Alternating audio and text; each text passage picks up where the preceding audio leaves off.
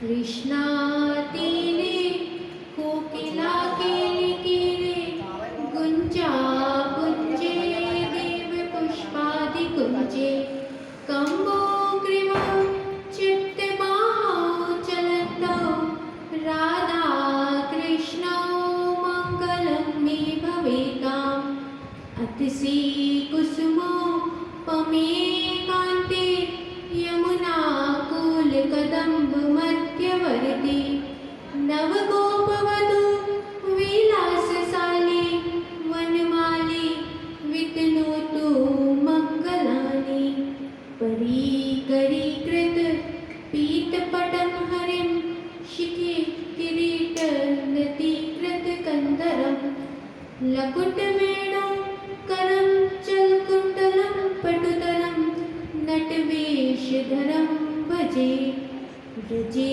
वसन्तं नवनीतचौरं गोपाङ्गनानामधुकूलचौरम् अनेकजन्मार्जितपापचौरं चौराग्रगण्यं पुरुषं नमामि श्रीहंसं च सनत्कुमारप्रवती वीणाधरं नारदं निम्बादित्यगुरुं च द्वादशगुरून् श्रीश्रीनिवासादिकान् वन्दे सुन्दरभट्टदेशिकमुखान् वश्वेन्दुसङ्ख्यायुतान् श्रीव्यासादरिमध्यगाच्छ सर्वान् गुरून् सादरम् हे निम्बार्कदयानिधे गुणनिधे हे भक्तचिन्तामणे हे आचार्य शिरोमणे मुनिगणे रामेज्ञपादाम्बुज हे सृष्टिस्थितिपालक प्रभवना हे नाथ मायाधिपे हे गोवर्धन कन्दरालय विभो मां पाहि सर्वेश्वर कस्तूरी तिलकं ललाटपटले वक्षस्थले कौस्तुभं नासाग्रे वरमुक्तिकङ्कणतले वेणुकरे कङ्कणं सर्वाङ्गे हरिचन्दनं सुललितं कण्ठे च मुक्तावले गोपस्त्रीपरिवेष्टितो विजयते गोपालचूडामणि भक्तिभक्त भगवन्त गुरु चतुरनाम बपुए तिनके पदवंदन किए नाशत विघ्न अनेक नाशत विघ्न अनेक। श्री राधे राधे गोविंद गोविंद राधे श्री राधे राधे गोविंद गोविंद राधे गोविंद राधे गोपाल राधे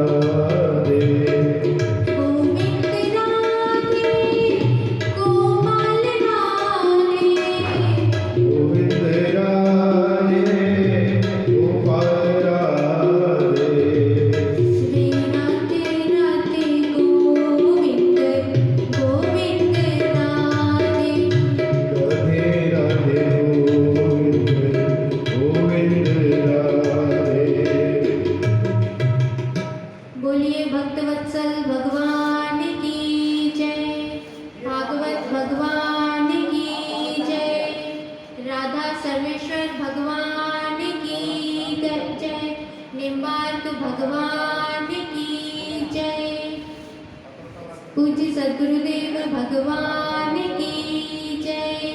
जय जय श्री राधे, जय जय श्री राधे, जय जय श्री राधे श्याम। कल हम लोग कथा में श्रवण कर रहे थे कि आत्मदेव जी जंगल में गए आत्महत्या करने के लिए। वहाँ पर उन्हें एक सन्यासी जी मिले। उन्होंने एक फल दिया और कहा कि यह अपनी पत्नी को खिला देना, आपके यहाँ अवश्य पुत्र होगा। आत्मदेव जी फल लेकर बड़ी प्रसन्नता से अपने घर पर आए और वह फल अपनी पत्नी को दिया और कहा कि अब यह फल खा लो और सत्यवादी, सत्य वचन कहना, दया, दान और एक समय भोजन करना। इस प्रकार नियम पूर्वक यदि पालन किया जाए 1 वर्ष तक तो अपने यहाँ अवश्य पुत्र होगा। इस प्रकार कहकर आत्मदेव जी कहीं चले गए। धुंधकारी दुखी हुई, चिंतित हुई। यह फल मैं यदि खा लूँगी तो गर्भवती हो जाऊँगी और यदि गांव में कोई डाकू आ गए तो मैं गर्भवती भाग नहीं पाऊँगी और डाकू मेरा सारा माल लेकर चले जाएंगे और यदि गर्भ सुखदेव जी की तरह गर्भ में ही रह गया तो उसे बाहर कैसे निकाला जाएगा। इस प्रकार वह मंत्रणा करते करते, विचार करते करते उसने चिंतित होकर अपनी एक सखी के यहाँ मंत्रणा करने के लिए गई। सखी को बताया कि मेरे पतिदेव यह फल लेकर आए हैं और कह रहे हैं खा लो, अपने यहाँ पुत्र होगा। तो सखी ने कहा यह तो बड़ी प्रसन्नता की बात है। धुंधली ने कहा यदि मैं यह फल खा लूँगी तो गर्भवती हो जाऊँगी और मुझसे घर का काम होगा नहीं, मैं सुकुमारी यह सब कैसे झेल पाऊँगी। इस प्रकार विचार करते करते धुंधली ने अपनी व्यथा व्यक्त की। लालने पालने दुखम प्रसूता याश्च वर्तते, वंध्या व विधवा नारी सुखनी चेती में मति। पुत्र के लालन पालन में बड़ा ही कष्ट उठाना पड़ता है माता को। इससे तो मेरे विचार में इससे तो अच्छा है वंध्या और विधवा नारी, जिसे प्रसव की पीड़ा नहीं झेलना पड़ता। सखी ने कहा जैसी तुम्हारी इच्छा। इस प्रकार विचार करते हुए धुंधली अपने घर पर आ गई और आत्मदेव जी ने पूछा फल खा लिया? तो कह दिया कि हाँ खा लिया। कुछ समय पश्चात उसकी छोटी बहन आई, पूछा दीदी आप दुखी हैं? क्या कारण है? आपकी चिंता का क्या कारण है? दुख का क्या कारण है? धुंधली ने कहा तुम्हारे जीजा जी यह फल लेकर आए हैं और कह रहे हैं खा लो पुत्र होगा। धुंधली की बहन ने कहा बहन तुम चिंता ना करो, मैं गर्भवती हूँ, मेरे गर्भ से जो पुत्र जन्म लेगा मैं तुम्हें दे दूँगी और अपने पति से भिजवा दूँगी। उसके बदले में मेरे पति को तुम कुछ धन दे देना तो वह यह किसी से नहीं बताएंगे कि यह पुत्र मेरा है। धुंधली ने पूछा तब तक मैं क्या करूं? तो उनकी बहन ने कहा कि यह जब तक आप गर्भणी का स्वांग करो, घर पर रहो, खूब खाओ पियो और निश्चिंत होकर रहो। फिर धुंधली ने पूछा और इस फल का क्या करूं? तो उनकी बहन ने कहा कि यह फल अपनी गाय को खिला दो, इससे परीक्षा भी हो जाएगी कि यह फल कितना सत्य है। स्त्री स्वभाववश धुंधली की बहन ने जैसा कहा उसने वैसा ही किया। फल अपनी गाय को खिला दिया और सुखपूर्वक घर पर रहने लगी। कुछ समय बीतने के बाद धुंधली की बहन ने एक पुत्र को जन्म दिया। धुंधली की बहन ने उस पुत्र को अपने पति के द्वारा धुंधली के घर में भिजवा दिया। धुंधली ने आत्मदेव जी को सूचना भेज दी, सुखपूर्वक बालक ने जन्म ले लिया है। आत्मदेव जी बहुत प्रसन्न हुए, बहुत आनंदित हुए। उन्होंने ब्राह्मणों को बहुत सा दान किया, पुत्र का जात कर्म संस्कार करवाया और बहुत आनंदित हुए, बहुत दान पुण्य किया। और ठीक 3 महीने के बाद गाय ने भी एक मनुष्य के आकार के पुत्र को जन्म दिया।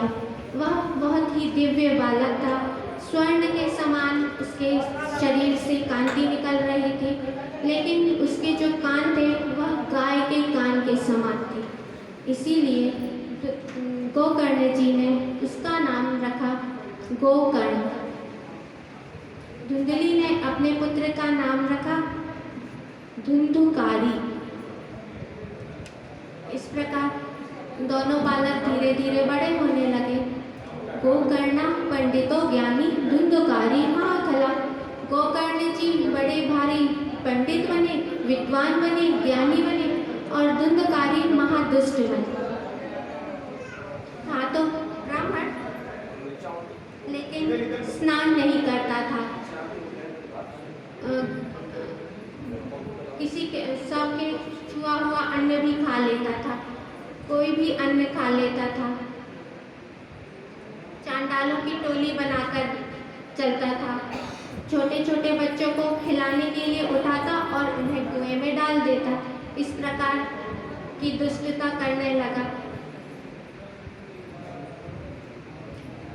और गलत संगति में पड़कर आत्मदेव जी का सारा धन व्यय करने लगा।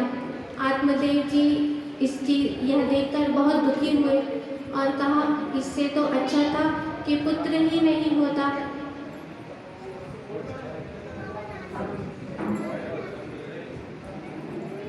इस प्रकार विचार करके आत्मदेव जी ने पुनः आत्महत्या का निर्णय लेकर जंगल के लिए प्रस्थान करने लगे।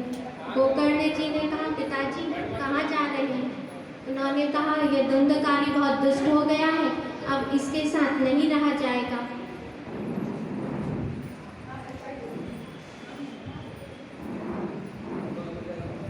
गोकर्ण जी ने कहा, मुंचा ज्ञानम प्रजा रूपम मोह तो नरके गति। यह मेरा पुत्र है, इस प्रकार मोह का त्याग कीजिए, मोह से नरक की प्राप्ति होती।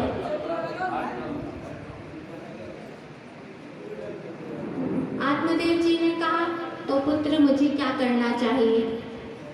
गोकर्ण जी ने आत्मदेव जी को बड़ा ही सुंदर उपदेश दिया है।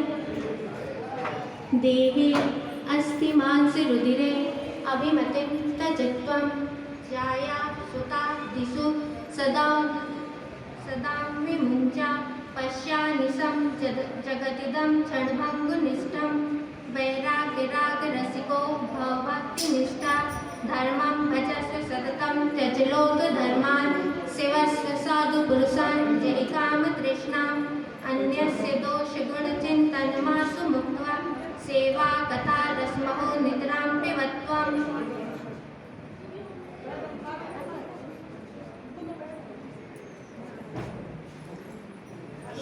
गोकर्ण जी ने कहा, पिताजी यह शरीर हाड़ है, मांस है और हड्डी है का पिंड है, इसे अपना मानना छोड़ दें। यह मेरी पत्नी है, यह मेरा पुत्र है, इस प्रकार का विचार ना करें। इससे इस संसार को सदा ही क्षणभंगुर देखें। वैराग्य रसिक बनकर सदा भगवान की भक्ति में ही लगे रहें। सभी लौकिक धर्मों का त्याग कर केवल साधुओं की सेवा में ही लगे रहें। अन्य लोग किसी का भी गुण दोष का चिंतन ना करें एवं भगवान की कथा का निरंतर पाठ करते रहें। गोकर्ण जी ने इस प्रकार उपदेश दिया। आत्मदेव जी ने कहा, पुत्र अब मुझे क्या करना चाहिए? आप ज्ञानी हैं, मेरे कल्याण के लिए कुछ उपाय बताएं। गोकर्ण जी ने कहा, पिताजी आप जंगल में जाइए, वन में जाइए और भागवत के 10वें स्कंद का पाठ कीजिए। आत्मदेव जी ने 10वें स्कंद का पाठ करते हुए परम पद को पधारे। बोलिए भक्तवत्सल भगवान की जय। पूज्य सद्गुरुदेव भगवान की जय। जय जय श्री राधेश्याम।